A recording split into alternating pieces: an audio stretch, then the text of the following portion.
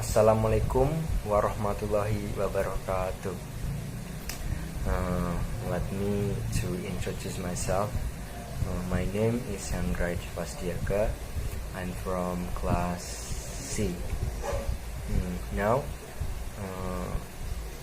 I'll explain about pre-experimental, through experimental, and quasi-experimental research designs.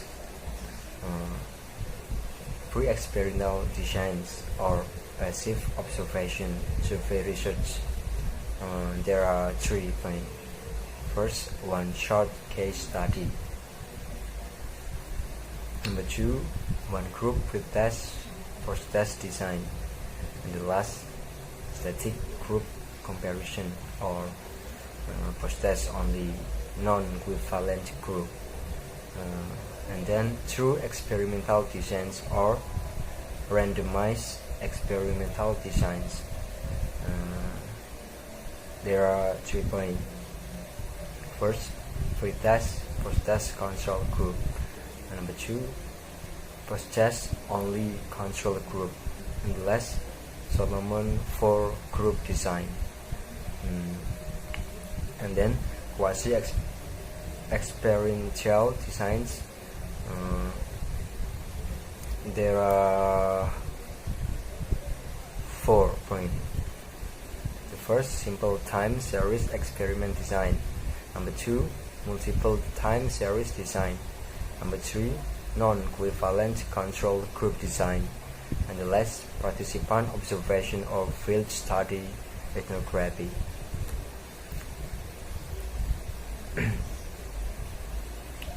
Okay. And then inference. Inference is a conclusion that can be logically drawn in light of our research design and our findings. Causal inference. Causal inference is one derived from research design and findings that logically imply that the really has a causal on the TV. Research design refers to all the decisions made in planning and conducting research, including decisions about research question, appropriate design, measurement, sampling, data collection, logical arrangements designed to permit certain kind of inferences.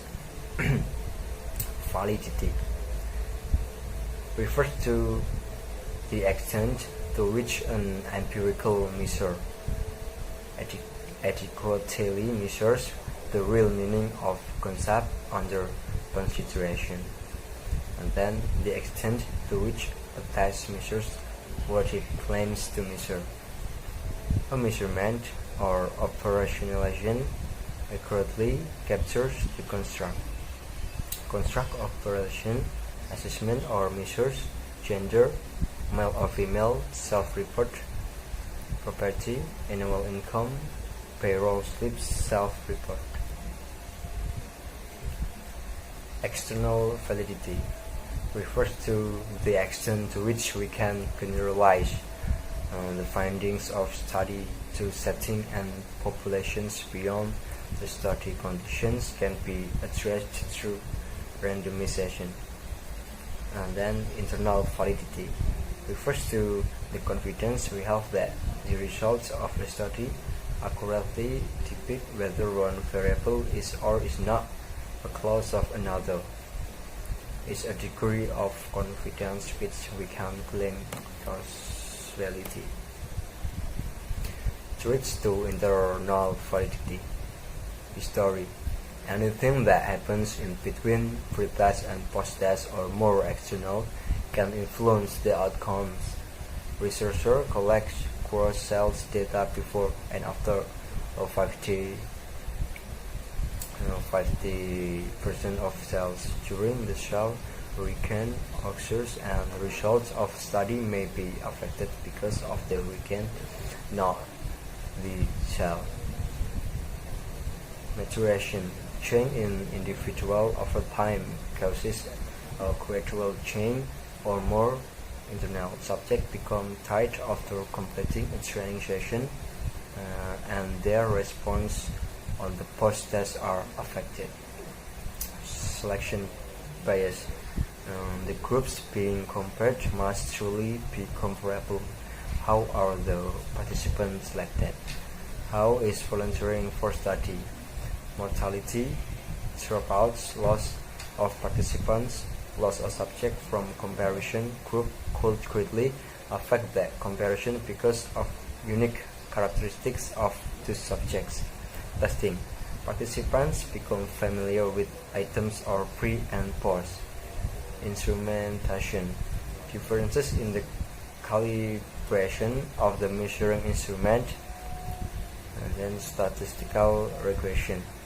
Regressions to the mean groups with extreme score. And the last, ambiguity of direction of influence. When it is unknown whether X caused Y or Y caused X. Okay, maybe enough.